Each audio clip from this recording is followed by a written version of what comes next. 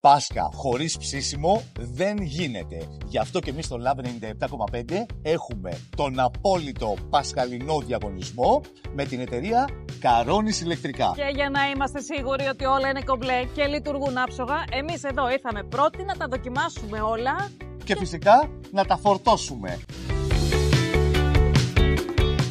Αυτό εδώ που βλέπετε είναι το θαύμα του Πάσχα.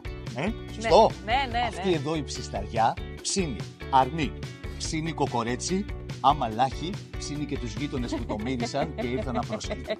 Επίσης έχει πτυσσόμενη βάση, πράγμα που σημαίνει ότι μπορείς να ψήσεις για 4, 14, 24, για όλο το χωριό, για όσους θέλεις. Αυτός εδώ είναι ένας καταπληκτικός καταψύκτης για να κρατάτε παγωμένο το αρνάκι, τις μπύρες και φυσικά τα αναψυκτικά. Με αυτήν εδώ την κουζινομηχανή, τα τσουρέκια σου θα γίνουν τόσο αφράτα που η γιαγιά θα σε χρήσει άξια διάδοχό της στη ζαχαροπλαστική. Air fryer. Γιατί το Πάσχα θέλει τραγανές, υγιεινές πατατούλες. Γιατί όπως ξέρουμε όλοι, το Πάσχα μετράει η υγιεινή διατροφή.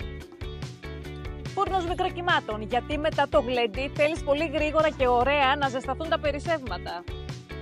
Εγώ όπως καταλάβατε είμαι για το κουβάλιμα. Σεσουάρ, για να έχουμε τέλεια μαλλιά στις εμφανίσεις μας, αλλά και για να φουντώνουμε τα κάρβουνα.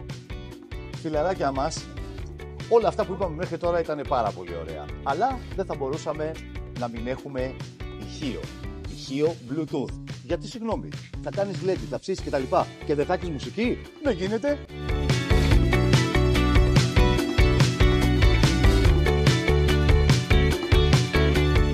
Και πού θα το απολαύσουμε όλα αυτά? Μα φυσικά σε αυτή την υπέροχη τραπεζαρία με αυτές τις υπέροχες καρέκλες από την Well Home. Που έχει άνετες φανταστικές καρέκλες, στιβαρή κατασκευή και στο τραπέζι για να κάνετε τα καλύτερα γλέντια σας. Που αντέχει τα φαγητά, τα ποτά και όλο το πασχαλινό γλέντι.